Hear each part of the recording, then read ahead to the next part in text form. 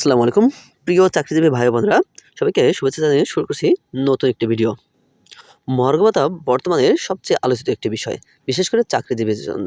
আর সরকারি চাকরিজীবী হলে তাদের তো কোনো কথাই নেই, কারণ সরকারি চাকরিজীবীদের বেতন খুবই পরিমাপ মতো, কারণ তাদের কোনো এক্সট্রা ইনকাম থাকে না।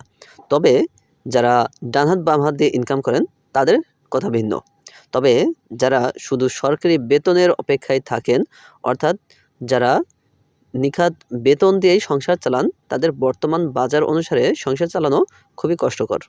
কারণ বর্তমান দ্রব্যমূল্যের যে ঊর্ধ্বগতি এবং বাজার মূল্য যে অবস্থা, তাতে সংসার চালাতে প্রত্যেকটি মানুষ হিমশিম খাচ্ছেন।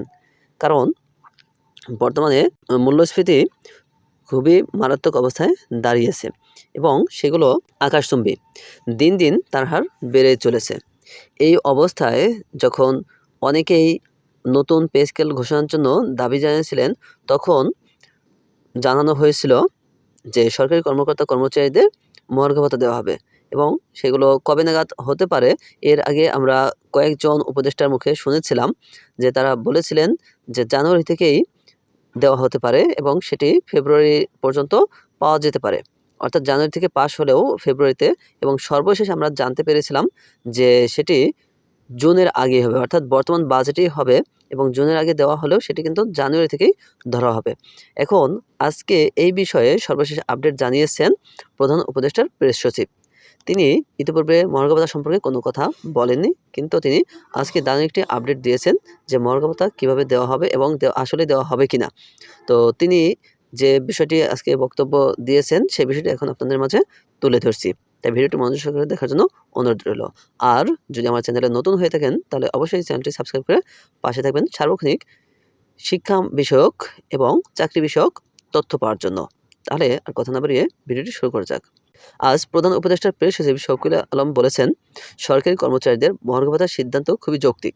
আশপাশের দেশের চেয়ে বাংলাদেশের সরকারি কর্মচারীরা খুবই কম বেতন পান, অমানবিক বেতন দেওয়া হয় তাদের।